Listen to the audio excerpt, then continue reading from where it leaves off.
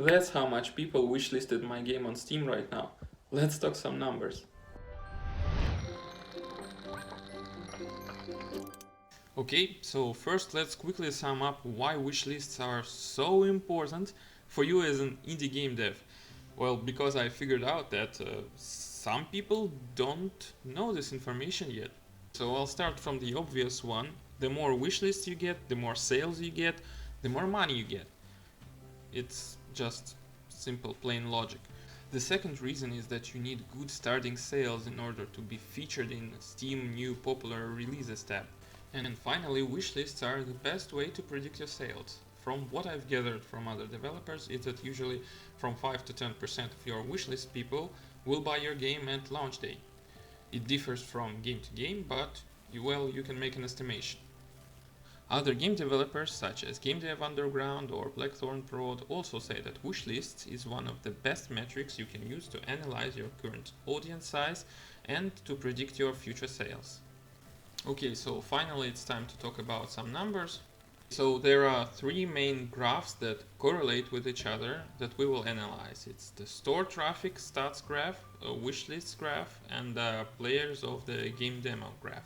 Here you can see the first one. It's the impressions graph that shows how much people actually entered my store page. And as you can see, the October 17 was the first day that my game appeared on Steam store page. So this first big bump of 1,300 people came almost fully from Steam itself. I invested a little bit in marketing, but I presume that only 300 people or so came from my clicks, and about 1,000 came from Steam, which you usually get by releasing your Steam store page. After that, every day Steam lowered the traffic coming to my page.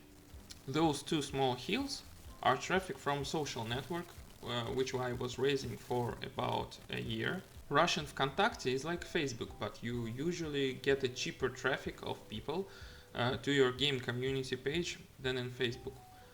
I don't know how much people that subscribe to my page in Vkontakte will eventually buy the game, but I presume that those $200 in total that I've spent on marketing and raising awareness for my game was worth a try. After all, I got 1,200 people as my starting community that finally saw the info that KingSim store page was up and running. Now let's compare visits over time with daily wishlist activity. So as you can see, those graphs correlate with each other pretty well, and by using simple math we can make a conclusion that efficiency of traffic is quite different each day. Sometimes 3 or 4% of people subscribe, usually at the day I announced Steam store page appearance at my social network group. But on average, impressions to wishlist conversion rate is pretty low. That means that my core audience is willing to wishlist the game, while general Steam user does not. I have a very niche audience. Now let's compare visits over time with KingSim Demo Players. What's interesting is that when you have such a low quantity of users visiting Steam, well, compared to other popular games, there seems to be little to no correlation between the graph of simultaneous players of your game demo and visits of your store page. As an example, a graph like that would have been normal to me, since it would mimic the data of visitors of my store page. But it seems that users playing KingSim demo spread evenly over time, so it looks like there was almost always some one guy playing the game. Now we're getting to the point of this video. This was a demonstration of how Steam affects your game almost with a non-marketing effort. Maybe your data of non-marketing Steam wishlist gain will be better when you launch your own Steam store page game for your game, but I would not count on it. Steam will not give you a lot of views unless your game is a total hit. In fact, during those 2 weeks I was kinda depressed because of those numbers. I got almost 200 wishlists, and by the rate I acquired them, I could have doubled that number by the time game releases. That would be about 400 wishlists or so when the game releases. It's not a total failure by someone's standards, but if you acknowledge that only 10% of your wishlist audience will buy the game at release, it's definitely not enough to repay even some of money that goes to rent and simple food during time of development, which is about 1 year of slowly making KingSim after day work and about half a year of full-time working on KingSim. However, during those 2 weeks, I've been searching for YouTube channels that play similar games to mine. I think now may be the right time to tell you about KingSim. KingSim is a small game about managing your 8-bit style kingdom, making tough decisions as a king, and managing nations' resources. NPCs will remember all of your decisions, and each and every one of them can change the whole story. The game will have dozens of endings and possibly a lot of replayability. My main references for game mechanics were Long Live the Queen with its structured storyline and Rhines with resource kingdom managing. Because of that, I've spent my time searching for YouTubers who played Long Live the Queen or Rhines and liked those games. After all, they are the ones who could be interested in my game. I've made a list of their email addresses and tried my luck once again to see if someone of them will notice me and will make a video of my game. It's important to say that I did not filter my emailing list by channel size. I wanted to have an experiment to see if small channels reply to a request of a game let's play more often than big channels. My theory is that big YouTube channels get their emails bombarded with hundreds of emails every day, so they are much less likely to see your email and thus have less interest in playing your game. So how does YouTube channels affect wishlists?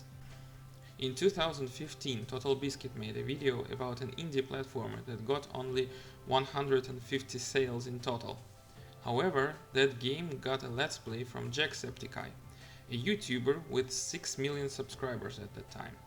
The video itself got 500,000 views, which should have translated into sales. However, the developer announced that this video got him only 20 new sales. All of that despite positive press reviews and generally good game rating. Of course, this example should not be seen as a general rule, but I was kinda skeptic that YouTube coverage translates into sales nowadays. That's because of an idea that general public watch games on YouTube not to search for new games for themselves, but for entertainment itself. Currently my game is not in release yet, so I can't speak about sales or revenue data, but I can show you how much new users and new wishlists I got from YouTubers.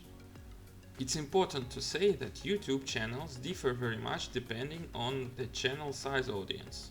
One of the first YouTubers that agreed to Let's Play KingSim was DoubleCalix. That girl had a channel with only 50 subscribers or so. The main reason I've contacted her was to get video feedback of the game process and to find some bugs in my game, not to reach awareness. She released her Let's Play at October 19th, so I presume she may have attracted 1 or 2 people to wishlist my game. It's impossible to say for sure, since it was the second day after store page appeared and Steam still gave me big chunks of traffic. Still, thanks for playing the game, you helped me a lot. Now let's advance in time a bit. The other channel that got interested in playing KingSim was Nookrium. He made a video of KingSim Demo Let's Play at November the 1st. At that time he had 66,000 subscribers and his video of KingSim made about 11,000 views. As you can see, that gave me a lot of external traffic, which can be seen on the graph as blue external sites. That's because his video on YouTube had direct link to KingSim store page below the video. Before Nookrium, I had about +4, +6 wishlist additions per day. After he released the video, I got a big jump in wishlist count and probably got +60 new wishlists overall until everyone who wanted to see his video on YouTube disappeared and I went back to stable +4, +6 wishlists per day. So thanks Nookrium for playing, you're awesome.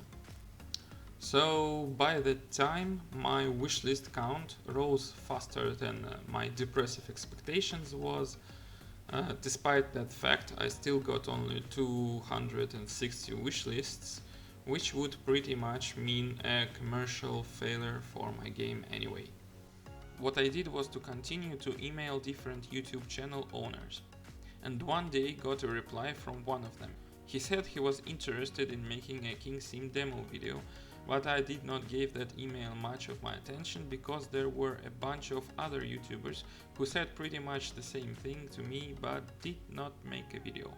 Possibly they could have replied to me out of politeness or generally forgot about my game, which is okay. As usual, I went on my daily routine and went to bed only to see in the morning that... Yep, the one YouTuber who replied to me that he will make a video of KingSim was GrayStillPlays with 2.5 million subscribers. Right now, several weeks after the video was released, it has more than 500,000 views. Let's see how it affected traffic for KingSim store page, wishlist count and number of players of my demo. Okay, so these are two main graphs together, visits of my store page over time and daily wishlist activity. As you can see, both my visits over time and daily wishlist activity were pretty much stable for 2 or 3 weeks or so. But then at the 2nd of December, GrayStillPlays video appeared online and I got a boom in my visits over time and daily wishlist activity almost immediately. Fun fact, looks like visits over time and wishlists are counted separately. Because first I saw a huge daily wishlist activity rise and only a little bit of visits over time rise.